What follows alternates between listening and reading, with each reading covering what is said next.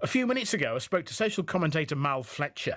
I asked him whether we should be concerned about all this monitoring. We're living in the age of what is called big data analytics. That is to say, we have networks of computers now, like IBM's famous Watson machine, that can sift through huge swathes of information. Every piece of information, essentially, that comes through a mobile device can be recorded and analysed, and the machines then are able to spot anomalies and patterns in that material, and from it predict such things as economic shifts and political voter patterns.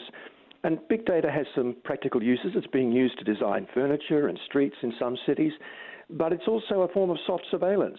And whether it comes in the form of CCTV cameras or Alexa sitting in your living room, this is a threat to privacy. We certainly need to be aware of it, and we need to have a big debate about who actually owns the data. Is it the collector of the data, or is it the person generating the data? But people say, don't they, that, if you're doing nothing wrong, then you've got nothing to worry about.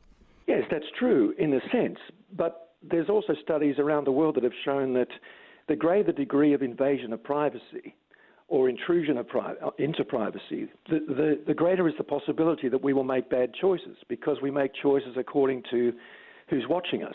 If we're aware that we're being watched, we do tend to take that into account when we make choices. So even our decision-making is affected by a lack of privacy. Now, I'm not saying there's not a place for CCTV. It's very important to policing, for example. But we as the public need to be aware of the other side and to have that debate, keep that debate in our minds. So what is the problem with having so many CCTV cameras in Middlesbrough then? Well, it's not just Middlesbrough, Mike. I mean, it's the principle of privacy. And I'm not taking CCTV in isolation here. I'm suggesting that we see it as part of a bigger picture and a bigger trend. And the bigger trend is that there's more and more invasion of our privacy. Some of it we're allowing to happen, as with Facebook, but we still haven't really settled the question as to who owns that data. So, for example, governments haven't proven to most of us, our satisfaction, that they're able to guard the data they collect on CCTV and other sources. I mean, there have been stories over the last 10 years, numerous stories, where government authorities have lost data or had it stolen from them.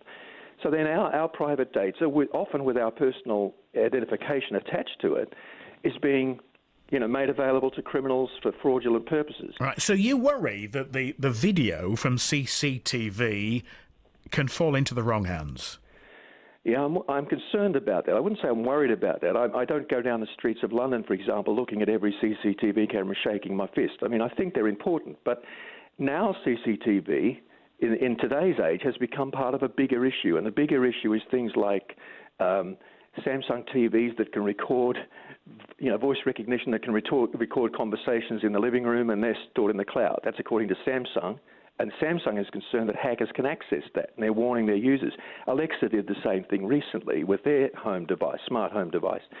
And then you've got, Facebook with all the issues associated there, and there are issues too that feed into the same debate about how much privacy should we be insisting upon, how much does CCTV impinge on that in an age where there's so much other data collection.